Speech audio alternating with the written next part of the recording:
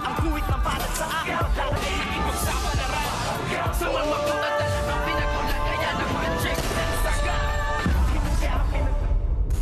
Good morning and welcome sa aking munting channel dahil nga sa ibinigay na impormasyon nito ngang si Olga kay Tanggol ay agad-agad ngang sumugod si Tanggol dito nga sa grupo ni Primo upang sabihin ang kanyang nalamang impormasyon na nandito na nga sa Pilipinas si Alberto at sinabi nga din kung saan ito madalas na naglalagay kung kaya't nga naghanda ang grupo nito ngang si Primo upang maghiganti at kitilin nga ang buhay ni Alberto na wala silang kaalam-alam na si Alberto at si Tanggol ay tunay nga na magkadugo at tunay na mag-ama. At dito naman ay masayang masaya itong ngang si Olga dahil sabi nga niya sa kanyang 2 tauhan na baka ngayon ay nagtutuos na ang tunay na mag-ama, kaya tuwang-tuwa siya dahil wala na raw hahadlang sa kanyang mga plano at tuloy-tuloy na nga ang kanyang plano at pinuntahan na nga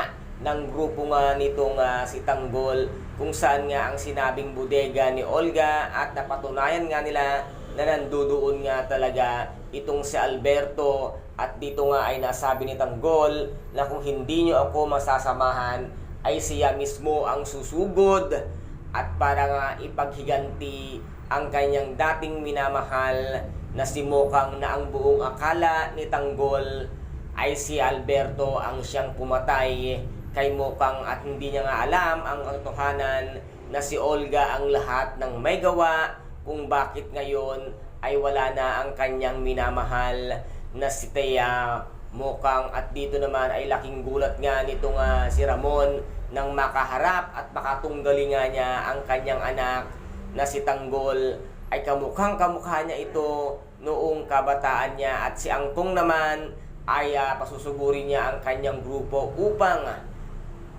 puntahan nga ang bodega na kung saan nga ay nandoon ang napakaraming mga droga na ililipat nga nitong si Ramon sa kanilang bagong bodega. At dito ay magkakaroon nga ng isang malaking labanan sa pagitan nga ng grupo ni Angkong at ng grupo nga nitong si Tanggol. Sino kaya ang magwawagi dito sa labanan ng mag-amang si Tanggol at ni Ramon? And guys, ito po ang ating pakaabangan dito nga sa tinaguriang pambansang teleserye FPJ ang Batang Quiapo. At kung nagustuhan po ninyo ang aking videos for today, paki-subscribe na lamang po ng aking channel, paki-like and share para maging update kayo sa lahat ng gagawin kong videos. Maraming salamat po.